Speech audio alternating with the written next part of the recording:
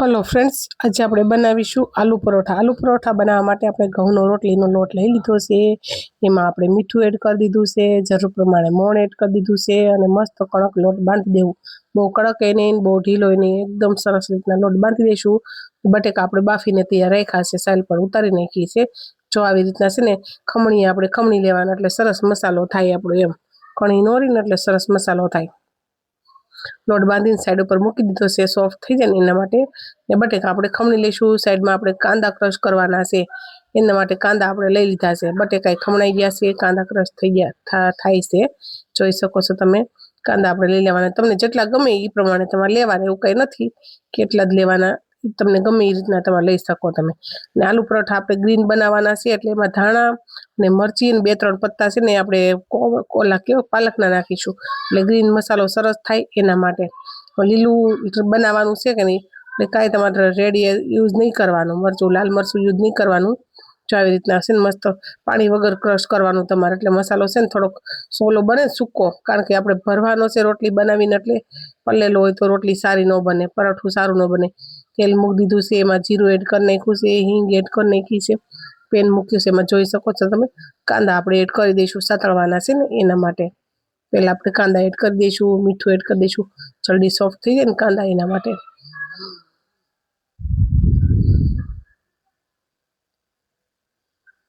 થોડી વાર સાતળવા દઈશું, એકદમ સોફ્ટ થઈ ગયું। હવે આપણે જે ગ્રીન પેસ્ટ બનાવી હતી એ એડ કરી લઈશું આમાં।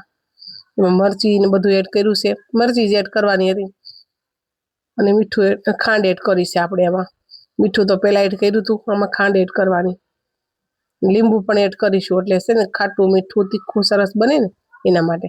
ધાણા જીરું પાવડર એડ કર્યો છે, આવી રીતના સૂકો જ રહેવા દેવાનો, એટલે પરોઠું તમારું સરસ બને।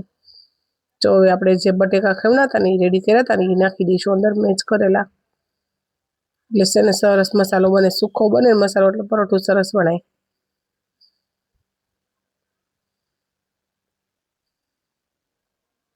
સરસથી આપણે મેચ કરી લેવાનું, પછી લીંબુનો રસ એડ કરીશું।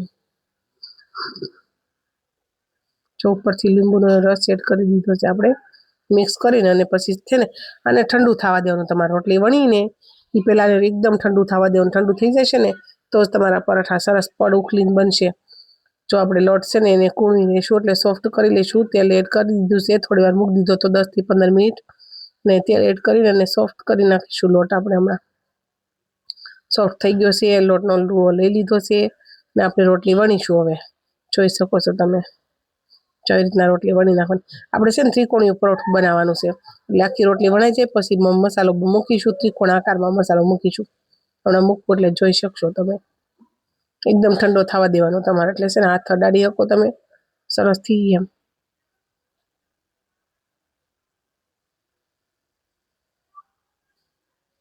તમને જેવડું ગમે ને એ રીતના તમે બનાવી શકો, એવું કાંઈ નથી। ગોળ બનાવવું હોય તો ગોળ પણ બનાવી શકો, વણતા ફાવતું હોય ને આપણને તો ગોળ બનાવીને થોડી એવી અંદર મસાલો પણ ભરી શકીએ આપણે। પણ અમે આ રીતના કોઈ દી નહોતા બનાવ્યા, તો મેં લઈ આ રીતના બનાવી। ઉપર છે ને થોડું તમારે ચીઝ એડ કરી દેવાનું, એટલે છે ને સ્વાદ વધારે બની જાય, સ્વાદિષ્ટ, સ્વાદ ઓર મસ્ત થઈ જાય એટલે।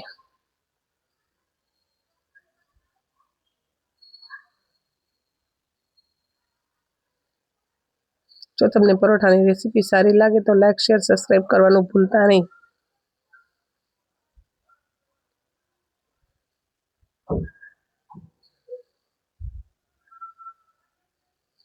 જો થોડું થોડું વણી નાખવાનું આપણે એમાં।